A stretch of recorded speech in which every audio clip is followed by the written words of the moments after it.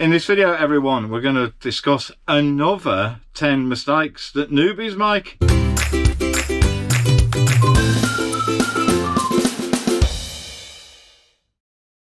Hello everyone.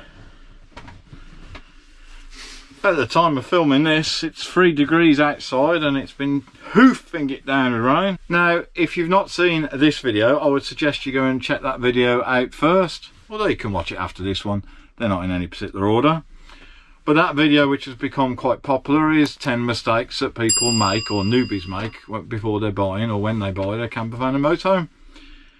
But to be quite honest, we've had a bit of a rethink, and we've found 10 more, and we think they're pretty good ones, to be honest. So stick around and let's have a look. So although these aren't in any particular order, everyone, I would say that the first one is pretty critical, actually. It's buying the right van. So whether you're buying a motorhome or a campervan, whether you're buying it new or whether it's going to be new to you, it can be rather difficult and extremely daunting, in fact, to make sure that you pick the right van. I would suggest many people, and I include myself here, don't necessarily buy the right van first time. Or of course your circumstances might change and your needs might change, and therefore the van is no longer best for you. Well, some of the things I've noted down that I would suggest you definitely need to consider, and they may sound obvious to most, but just bear with me on this one. Do you want a fixed bed, or, as we have just above me now, an elevating bed? Well, of course, if you have a fixed bed, you likely have a separate bedroom therefore that has a door. Of course, if you have a separate bedroom and there's more than 2 of you in the van, well, it affords you some privacy. It also means that you can go to bed when you want to go to bed.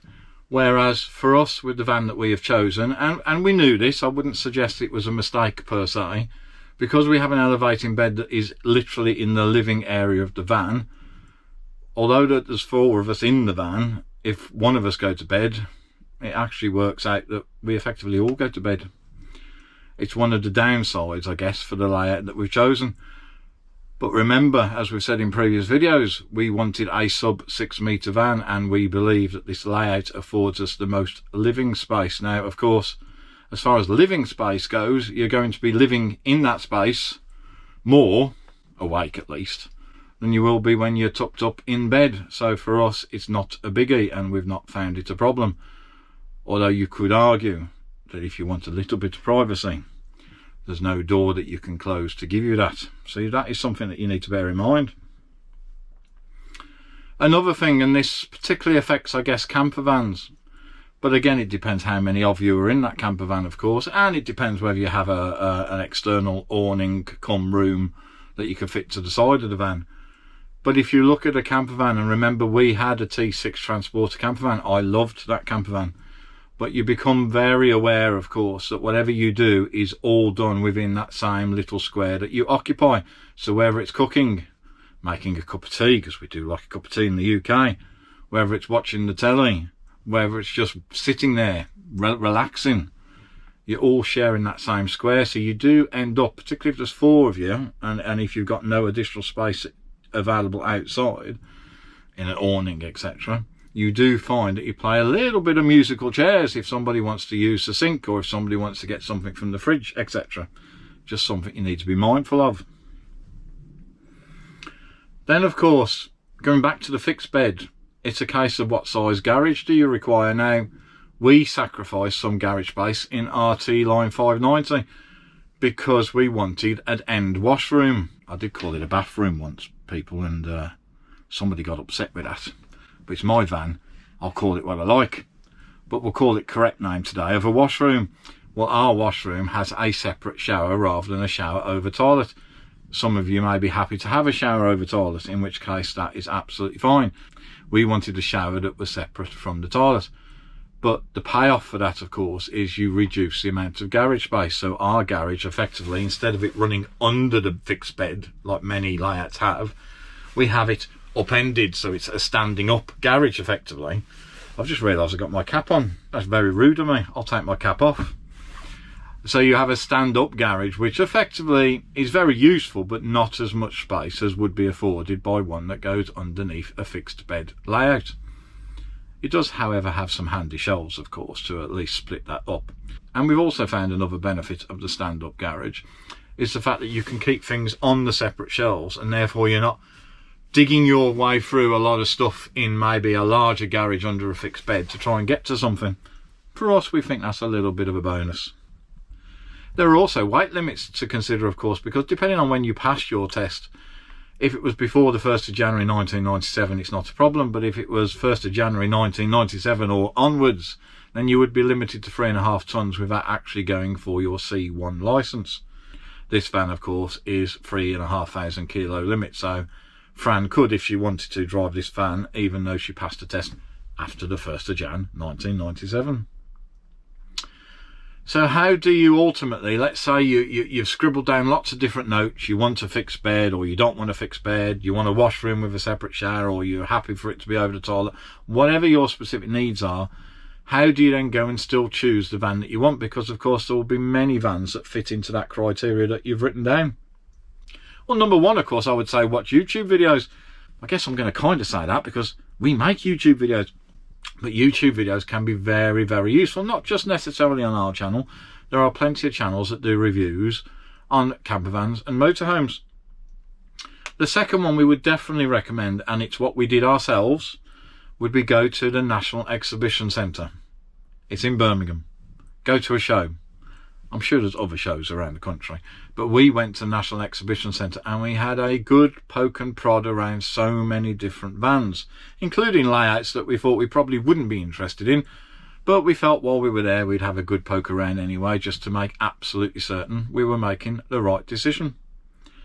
And I guess the third one, particularly if you've considered the layout that you're going to be paying to buy one of these vehicles, is to try and rent one first. Now, with our particular van, with our particular model, it would be quite easy to rent one because the Roller Team T-Line 590s are a very popular choice with rental companies.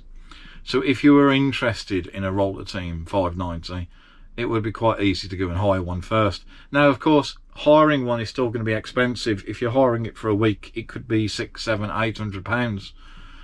But that £600, £700, £800 will give you a week's holiday in that van, of course, and it will be the absolute best way for you to be able to be sure that what you're going to be buying with all that hard-earned cash is actually the correct van for you.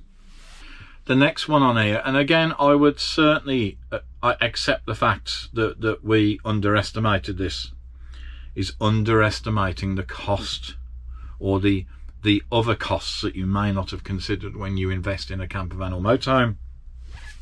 Now, the way I see it, and I've noted it down here just to make sure I remember all the points, is I would liken it to when I bought my first house. Now, of course, the house is the most expensive purchase most of us will make. I remember it very well. It was 1994. God, that was a long time ago. Anyway, I digress. Buying the house, of course, was the hardest part.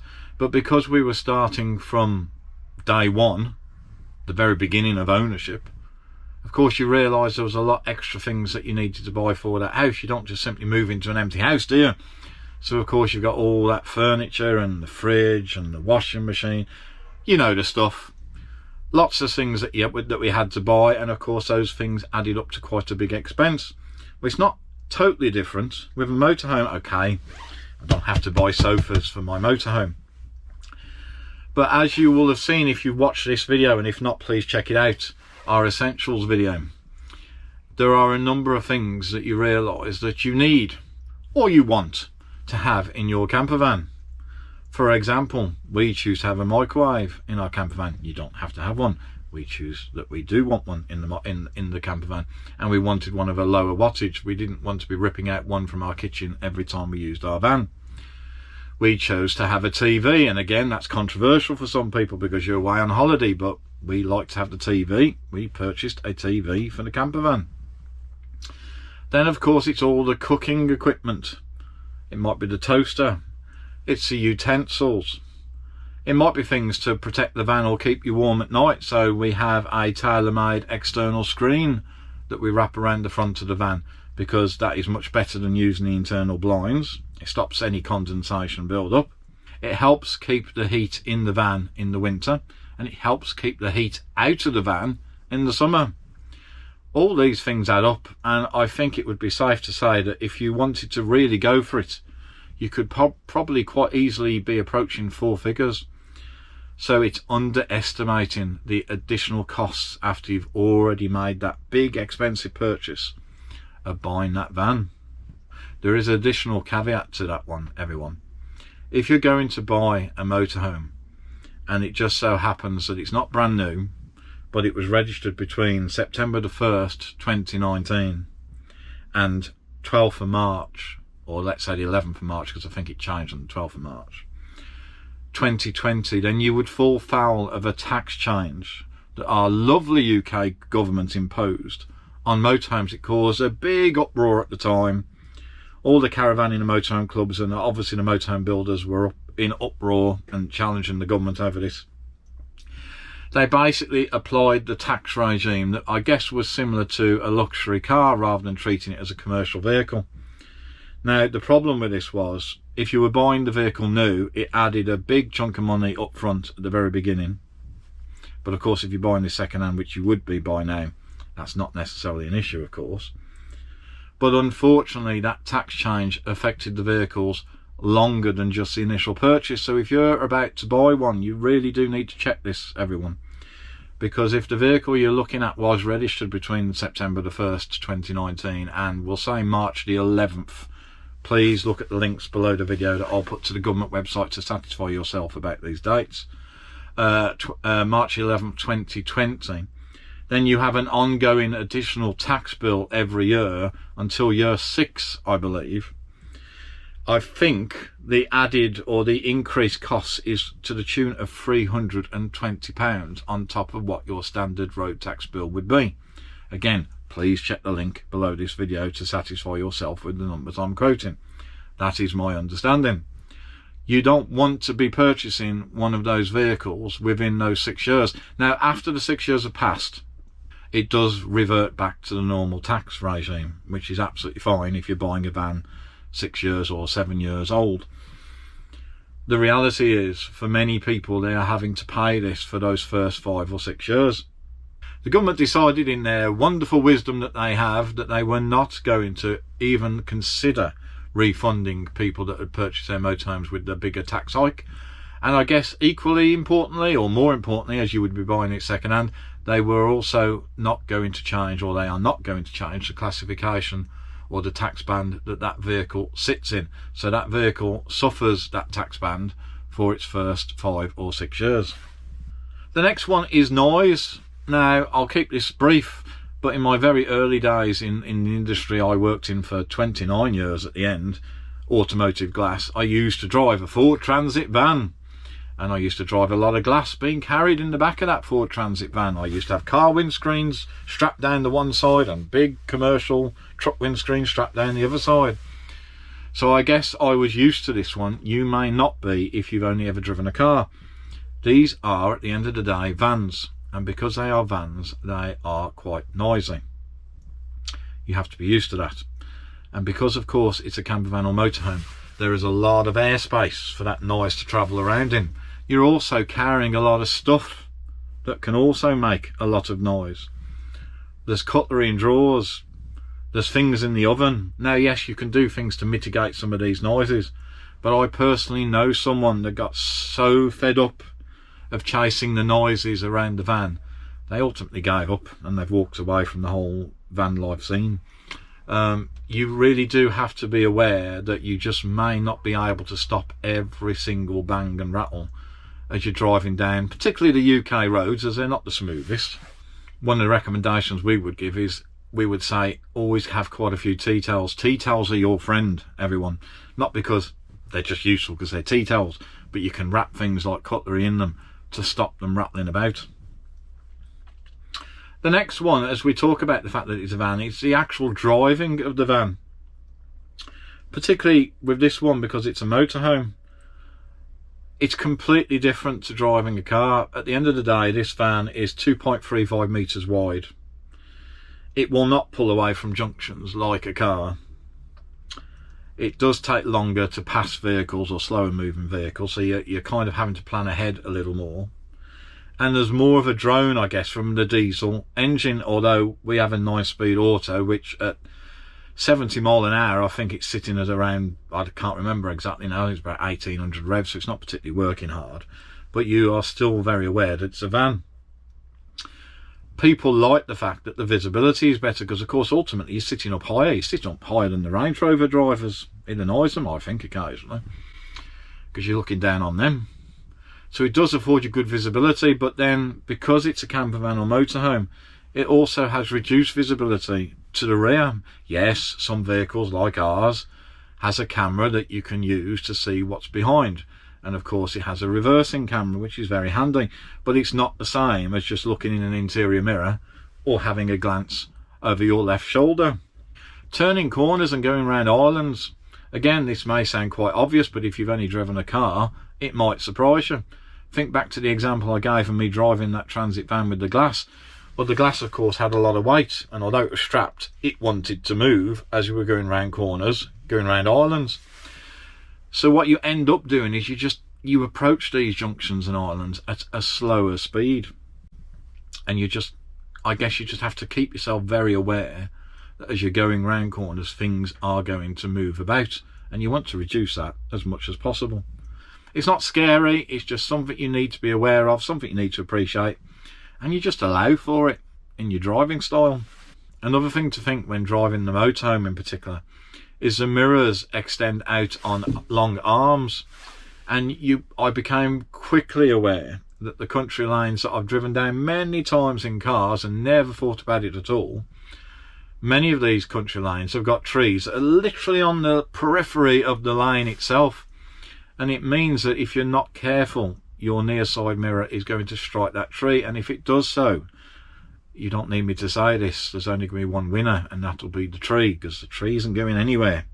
Your mirror, however, may be going down the road, and they're quite expensive. Even copy parts for these I think are in the £200 mark. I think for the genuine Fiat ones they're more like £400 to £500. You don't want to be smashing them off the van. You also have to look out for low-hanging branches. Now on main A roads that's not a problem, of course, because the heavy goods vehicles have been keeping that at bay. But if you're driving down some of the lanes that we've driven down to get to some of the campsites, we have occasionally had to move over to the other side of the road because of how the tree or the branches are. Just something you need to think about. Number 5 is levelling. Now, of course, it depends on where you are going to park up in your campervan or motorhome. Many people like to wild camp. Many people stick to the campsites. Well, the campsites we've been to so far, the pitches have been quite level. We've not really had a problem, but that doesn't mean all campsites are equal and all pitches are equal. And it's quite possible at some point you will need to use some levelers. We haven't currently used any levelers on our van. We've kind of cheated a little, and I'll explain why. I think particularly with older vans and older fridges, it used to be more problematic if the van wasn't pretty much level. I think you would risk the fridge not functioning as well, or it wouldn't be as efficient. Whereas I think the modern fridges are quite a lot more tolerant. But of course, an equally important, if not more important thing to consider is you have a wash basin, a shower and a sink in the kitchen that all need to drain grey water. Well, that drain obviously is designed to work on a vehicle that is parked on level ground, or at worst parked slightly downwards so that the water is travelling in the right direction to the grey water waste tank. So you may at some point need to level your vehicle, but people don't always consider the fact that they need to do so. Number 6, and we would know about this because it happened to us, is don't leave the overhead blind closed over the kitchen area, or at least not in the van that we've got. We did this when we was coming back from Dorset, and we were on, shall we say, a bit of a mission to get back home. It's a long drive, and I was just in that kind of frame of mind that we'd had our holiday. I want to get home. So we were maintaining some healthy speeds. But when we pulled up to take a break on the way home, we realised that that poor blind was actually all sort of hanging down. Took a bit of pulling back into position. Why did the blind do that? Is it a fault? No, it isn't. The overhead window above the kitchen in our T-Line 590 is deliberately vented So even though it's closed completely, there is air that is allowed to pass through it. At the end of the day, it's another way that the van ventilates itself while we're all living in it and sleeping in it at night. So of course that ventilation meant that the airflow, as I was keeping my healthy road speed on the motorway, was affecting the blind. Number 7. It's probably going to sound quite obvious, but I have read people that have fallen foul of it, and I know for a fact that we've probably done this ourselves, but thankfully not damaged anything in the process. So we're going to have to learn from our own video, even though we're no longer newbies. That is, don't keep heavy objects, particularly tins and stuff, in the overhead cupboard that happens to sit above the hob. The hob, at the end of the day, has got a lovely glass cover on it.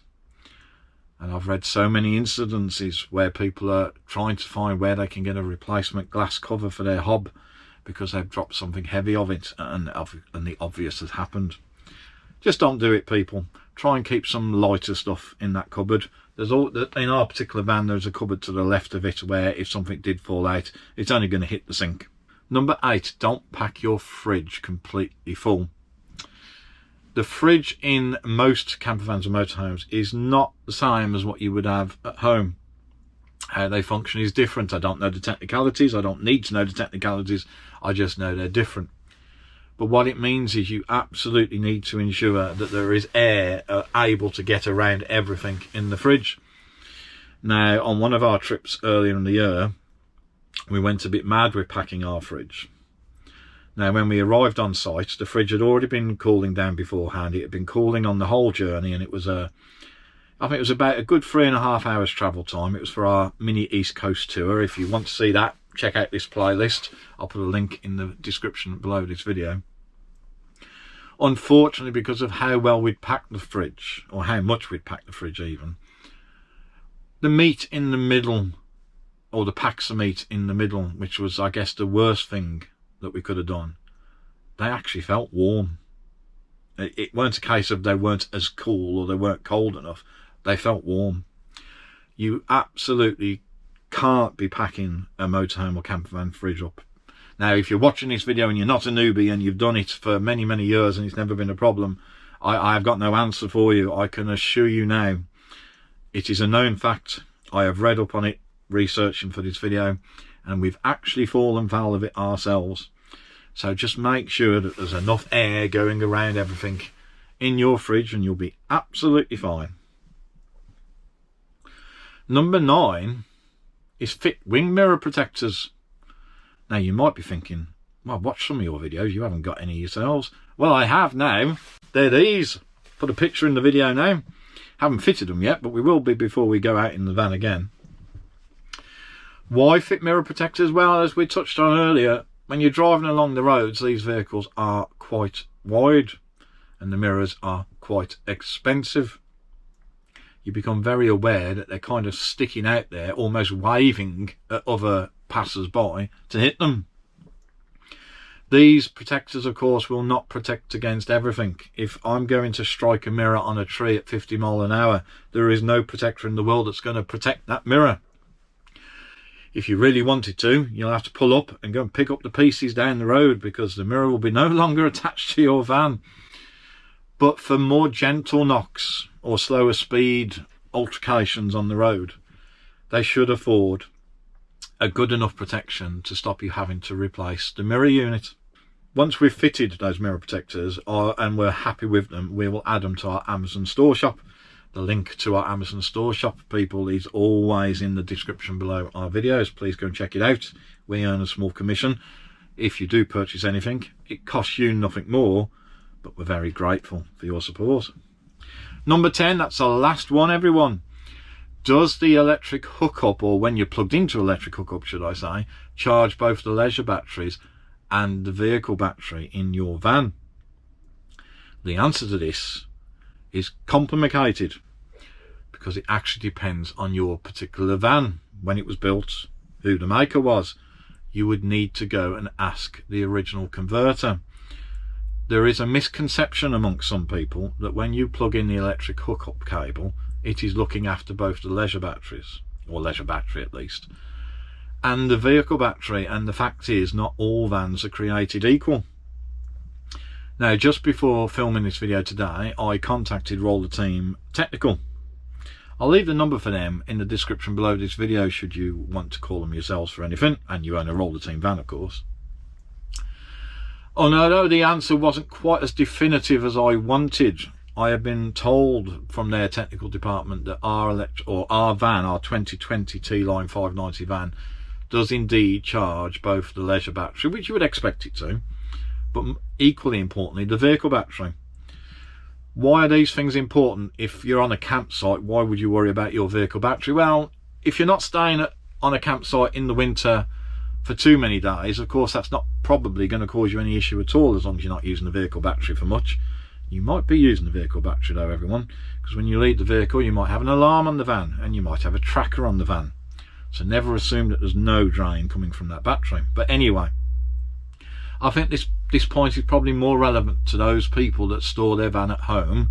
Maybe they're not using it over the winter months and they want to plug the van into their electric hookup. At the end of the day, yes, that will look after the leisure batteries, providing of course you've got a modern van that doesn't overcharge the batteries and it knows how to just trickle charge the batteries. But not every van is charging the vehicle battery, and I have read quite a few posts already, and we're not really into winter yet in the UK, where people are, well, they're confused because they've gone out to their van and the leisure battery is all nice and happy and dandy, but the vehicle battery is flat, and they assumed that the electric hookup would charge it. As I said, we've been told by Roller Team Technical today, albeit not with as much conviction I was hoping the person was going to do, that our particular van does. What I'm saying is, please don't assume that plugging in your vehicle into the electric hookup is looking after your van battery. It may not be. So that's it, everyone. That's another 10 mistakes that newbies may make. You're not guaranteed to make them when buying a campervan or motorhome. We hope, as always, you found that informative, and if you did, we're going to ask you to give it that thumbs up. It tells YouTube that it was a good video and more people should watch it. Did we miss something? Considering we've already done one video for this, have we missed anything that you think that people should know about? Not a problem. Let me know in the comments below. I get to read it and anyone else watching this video gets to read it. Did we make a mistake? Hopefully we didn't. We actually research the content before we film these videos, can you believe it? But if we've made a mistake, we will own up to it. Please let me know what you think that mistake is. We'll have a look at that and we'll let you know on a future video whether it was actually wrong or right. Of course, we've got previous on that kind of thing, haven't we? But thank you very much for watching all of that, everyone. We do appreciate it. We hope we've not bored you too much. Conversely, we hope we've not scared you too much and maybe put you off buying your first campervan or motorhome. It's actually quite a wonderful thing. It's lovely to have the flexibility to go away whenever you want and effectively have a kitchen, bathroom, I said bathroom again, didn't I?